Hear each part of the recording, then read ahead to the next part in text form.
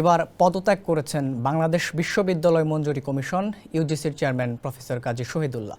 রোববার সকালে তিনি শিক্ষা মন্ত্রণালয়ে পদত্যাগপত্র জমা দেন। ইউজিসি সূত্র এ তথ্য নিশ্চিত করেছে। পদত্যাগপত্রে তিনি শারীরিক অসুস্থতার কারণ দেখিয়েছেন। তিনি লিখেছেন, আমি শিক্ষা মন্ত্রণালয়ের প্রজ্ঞাপন অনুযায়ী 2023 সালের 28 মে বিশ্ববিদ্যালয়ের মঞ্জুরি কমিশনের চেয়ারম্যান পদে যোগদান করি। শারীরিক অসুস্থতার কারণে মাধ্যমিক ও উচ্চ শিক্ষা বিভাগের অফিস আদেশ অনুযায়ী গত বছরের 20 আগস্ট থেকে চিকিৎসার জন্য অস্ট্রেলিয়ায় অবস্থান করছি। অস্ট্রেলিয়ার বিশেষজ্ঞ ডাক্তারের পরামর্শ এবং বর্তমান শারীরিক অবস্থা বিবেচনায় কমিশনের চেয়ারম্যান পদের দায়িত্ব পালনে অপারগতা প্রকাশ করছি। প্রসঙ্গত, শেখ হাসিনা সরকারের পতনের পর থেকে বিভিন্ন সেক্টরে পদত্যাগের হিড়িক পড়েছে।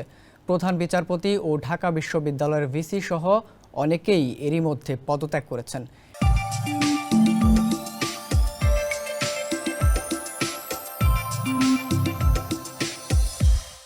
এর আগে গতকাল শনিবার ঢাকা বিশ্ববিদ্যালয়ের উপাচার্য অধ্যাপক ডক্টর এএসএম মাকসুদ কামাল সহ বিশ্ববিদ্যালয়ের 6 হলের প্রাধ্যক্ষ ও 1 হোস্টেল প্রধানের পদত্যাগপত্র জমা দেওয়ার তথ্য জানা যায়।